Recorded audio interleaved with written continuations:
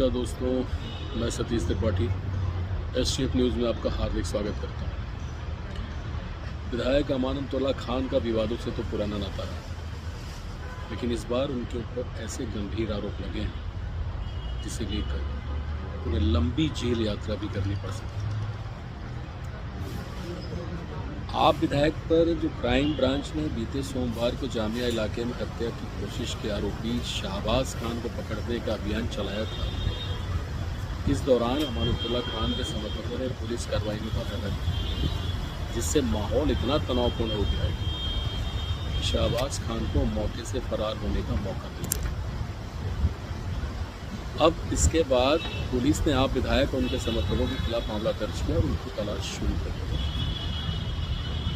इसके पहले भी अमानतुल्लाह खान के ऊपर कम से कम नहीं तो आप समझ लीजिए कि दर्जनों 2500 आपराधिक ऐसी धाराएं लग चुकी हैं जिनमें कि उनको बेल मिलना बहुत मुश्किल है। मतलब नॉन अवेलेबल कई धाराएं हैं। अब ये जो इन्होंने हरकत की है इस लेवल की, इस बात की, इसके बाद दिल्ली पुलिस इस लेवल की तैयारी कर रही है कि इस बार अमानतुल्लाह खान के ऊपर मकोका के तहत केस दर्ज किया जाए। मकोका एक ऐसा कानून है जिसके तहत कि अगर एक बार ये प्रूफ हो गया ये केस, आप मान के चलिए कि मिनिमम 5 साल और मैक्सिमम उम्र कैद भी हो सकती है। तो अमानतुल्लाह खान के लिए ये अभी समझ लीजिए कि इस समय की जो परिस्थिति है वो बहुत ही गंभीर है। इस समय वो भागे भागे फिर रहे हैं और अभी का जो इन्होंने केस जो किया है, ये एक 307 का जो अपराधी था शाहबाज खान, अब उसको पकड़ने के लिए पुलिस जाती है और ये अपनी समर्थकों के साथ वहाँ पहुँच करके न सिर्फ उसको छुड़ाते हैं, उसको भागने का मौका देते हैं, बल्कि पुलिस को भी धमकाने का इनके ऊपर एक गंभीर आरोप है। पुलिस के इन्होंने बोला कि मेरे एक इशारे पर यहाँ पे इतने लोग इकट्ठे हो जाएंगे कि तुम लोग कहाँ गायब हो जाओगे तुम लोग को पता नहीं चलेगा। क्योंकि इसके पहले भी इनकी कई वीडियोस वायरल हो चुकी हैं। इसके पहले भी 2 दिन पहले, इलेक्शन के 1 दिन पहले, इन्होंने पुलिस से एक आदमी को जबरन छुड़ाया, पुलिस को धकेल दिया।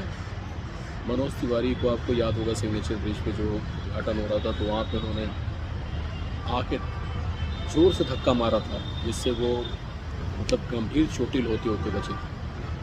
तो ये इनकी गुंडई जो है ना, ये गुंडई का लेवल जो से कह सकते हैं कि इस लेवल का कि ऐसे आदमी को कैसे, मतलब तो ये से संवैधानिक पद पे कैसे लोग बिठाते हैं, ये मुझे बड़ा ही जैसे लोगों की सोच के ऊपर मुझे सोच का तरस आ रहा है कि ऐसे आदमी को, जो आदमी 1 नंबर का गुंडा है, 1 नंबर का मवाली है, मतलब इस लेवल की गुंडई करता है।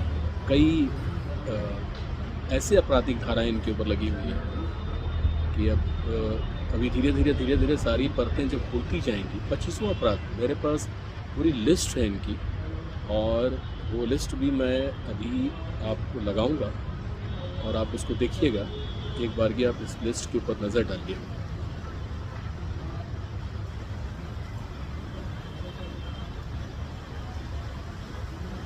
तो अब आप समझिए कि 25 धाराएँ, और अगर इनको एक बार मकोका लगा दिया दिल्ली पुलिस ने, इनको कड़ी पार घोषित कर दिया, दिल्ली में इनकी एंट्री तो बैन है। दिल्ली में तो ये किसी भी कीमत पर एंट्री ले नहीं पाएंगे, चाह कर भी। और यूपी पुलिस आपको पता ही है कि योगी जी की पुलिस कैसी है। इस आदमी को कम से कम ये सोचना चाहिए कि एक संवैधानिक पद पे बैठा है, ये जर्नलिस्टों से, पत्रकारों से बदतमीजी से बात करता है, पत्रकारों को धमकी देता है। मुझे याद है कि इसके बेटे ने गुंडई की थी पुलिस से, जो ये मोटरसाइकिल से जा रहा था, और उस दरमियान जब पुलिस ने इससे कागजी कार्रवाई के लिए पूछा कि कागज़ दिखाओ और ये सब चीज़ें हुई, तो उसने उनके साथ गुंडई की कि मेरे पापा विधायक हैं, तुम्हें पता नहीं है कि मैं किसका बेटा हूँ। तो जब बेटे के अंदर, भाई बाप का ही गुण तो बेटा देता है, तो बाप जैसा होगा वैसे ही फॉलो करेगा, आगे आने वाली औलादें भी वैसे फॉलो करती हैं। तो ये अब समय जो हो गया है, इस वक्त का जो अभी जो समय चल रहा है, इस समय गुंडई, दबंगई, आतंकवादियों को सपोर्ट करना, दंगा फसाद करवाना, धर्म विशेष की आड़ में इमोशनल कार्ड खेलना, ये सब अब चलने वाला नहीं है। 2-4-10% आगे पीछे घूमने वाले लोग होंगे जो कि आपसे बरगला जाएंगे और आपके पीछे पीछे घूमेंगे। अदरवाइज धीरे धीरे उनको भी समझ में आने लगा है कि आप जैसे लोग सिर्फ भीड़ को यूज़ करते हैं, धर्म के नाम पे, धर्म विशेष के नाम पे आप लोग सिर्फ यूज़ करते हैं। तो ये अब कार्ड जो है ना, अब धीरे धीरे ये कार्ड अब ख़त्म हो रहा है इस देश से। अब आप ये नहीं बोल सकते हो कि बीजेपी की सरकार आ गई है तो मुसलमानों के विरोध में है तो वो इसलिए ऐसा कर रही है, तो ऐसा नहीं है। वो सिर्फ क्रिमिनल्स के विरोध। आप चाहे किसी भी संवैधानिक पोस्ट पर बैठे हो, आप IAS अधिकारी हो, ब्यूरोक्रेट्स हो, आप नेता हो, परेता हो, कुछ भी, आप गुंडाई करेंगे, आप जेल के अंदर जाएंगे, चाहे आप जो भी।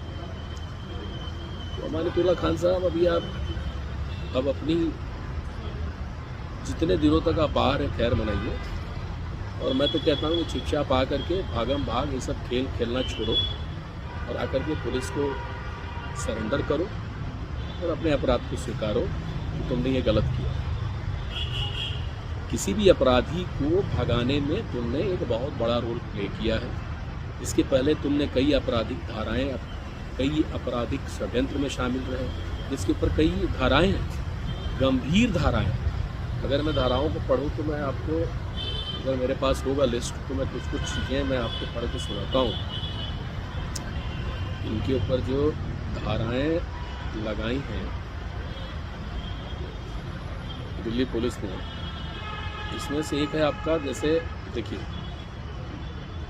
ये धारा 191 है, 190 है, 221 है, 121 है, 132 है, 351 है, 263 है, 111 है, और इसमें मतलब कई धाराएं गैर जमानती। पुलिस का कहना है कि विधायक पर भीड़ जुटाकर माहौल बिगाड़ने और गैर कानूनी सभा में शामिल होने के भी आरोप हैं।